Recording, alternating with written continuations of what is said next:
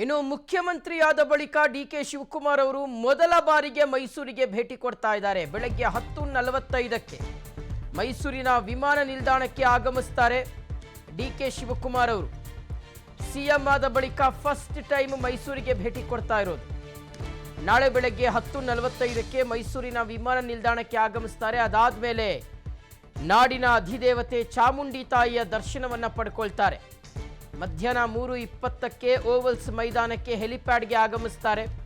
ಪ್ರಧಾನಿ ನರೇಂದ್ರ ಮೋದಿ ಅವರನ್ನು ಈ ಸಂದರ್ಭದಲ್ಲಿ ಮುಖ್ಯಮಂತ್ರಿ ಡಿಕೆ ಶಿವಕುಮಾರ್ ಅವರು ಸ್ವಾಗತಿಸುತ್ತಾರೆ. ವಿವೇಕಾನಂದ ಸ್ಮಾರಕ ಉದ್ಘಾಟನಾ ಕಾರ್ಯಕ್ರಮದಲ್ಲಿ ಭಾಗಿಯಾಗ್ತಾರೆ. ನಂತರ ಸಂಜೆ 6 ಗಂಟೆಗೆ ವಿಮಾನ ನಿಲ್ದಾಣದಲ್ಲಿ ಪ್ರಧಾನಿ ನರೇಂದ್ರ ಮೋದಿ ಅವರನ್ನು ಬೀಳ್ಕೊಡ್ತಾರೆ. ನಂತರ ಬೆಂಗಳೂರಿಗೆ ವಾಪಸ್ ಆಗ್ತಾರೆ ಮುಖ್ಯಮಂತ್ರಿಗಳು. ಸೊ ಸಿಎಂ ಆದ ಬಳಿಕ first time D K Shivakumar ಅವರು ಮೈಸೂರಿಗೆ ಬರ್ತಾ ಇರೋದು. ಬಿಕಾಸ್ ಪ್ರಧಾನಿ ನರೇಂದ್ರ ಮೋದಿ ಅವರು ಬರ್ತಾ ಇದ್ದಾರೆ ಅನ್ನೋ ಕಾರಣಕ್ಕೋಸ್ಕರ ಒಂದು. ಸೊ ಬೆಳಗ್ಗೆ 10:45ಕ್ಕೆ ಮೈಸೂರಿನ ಏರ್ಪೋರ್ಟಿಗೆ ಬರ್ತಾರೆ. ಅದಾದ ಮೇಲೆ ಚಾಮುಂಡಿ ಬೆಟ್ಟಕ್ಕೆ ತೆರಳುತ್ತಾರೆ. ಚಾಮುಂಡೇಶ್ವರಿಯ ದರ್ಶನವನ್ನು ಪಡ್ಕೊಳ್ತಾರೆ.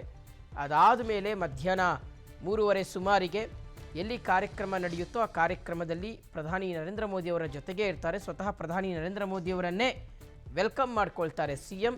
ಮತ್ತು ಸಂಜೆ 6 ಗಂಟೆಗೆ ಪ್ರಧಾನಿಗಳು ತೆರಳುವಂಥ ಸಂದರ್ಭದಲ್ಲೂ ಪ್ರಧಾನಿಗಳನ್ನು ಬೀಳ್ಕೊಡ್ತಾರೆ. ಅದಾದಮೇಲೆ ಡಿ ಕೆ ಶಿವಕುಮಾರ್ ಅವರು ಬೆಂಗಳೂರಿಗೆ ವಾಪಸ್ ಆಗ್ತಾರೆ. ಸೊ ನಿನ್ನೆ ಅಂದರೆ ನಾಳೆ ಕಂಪ್ಲೀಟ್ ಎಂಟೈರ್ ದಿನ ಮೈಸೂರಿನಲ್ಲೇ ಇರ್ತಾರೆ ಸಿಎಂ. ಸೊ ನಾಳೆ ಪ್ರಧಾನಿ ನರೇಂದ್ರ ಮೋದಿ ಅವರನ್ನು ಸ್ವಾಗತ ಮಾಡುವ ಸಲುವಾಗಿ ಮೈಸೂರಿಗೆ ತೆರಳುತ್ತಾ ಇದ್ದಾರೆ ಡಿ ಕೆ ಶಿವಕುಮಾರ್ ಅವರು.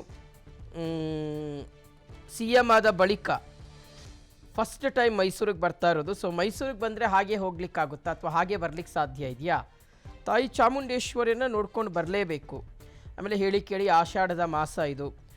ಅಮ್ಮನವರಿಗೆ ವಿಶೇಷವಾಗಿರ್ತಕ್ಕಂಥ ಪೂಜೆ ಪುನಸ್ಕಾರಗಳು ನಡೆಯುವಂಥ ತಿಂಗಳು. ಆಮೇಲೆ ಡಿ ಕೆ ಶಿವಕುಮಾರ್ ಅವರಿಗೆ ದೇವ್ರ ಮೇಲೆ ಅಪಾರವಾಗಿರ್ತಕ್ಕಂಥ ಭಕ್ತಿ. ಸೊ ಹಾಗಾಗಿ ಚಾಮುಂಡಿ ಬೆಟ್ಟಕ್ಕೆ ತೆರಳುತ್ತಾರೆ ಅನ್ನುವ ಮಾಹಿತಿ ಇದೆ.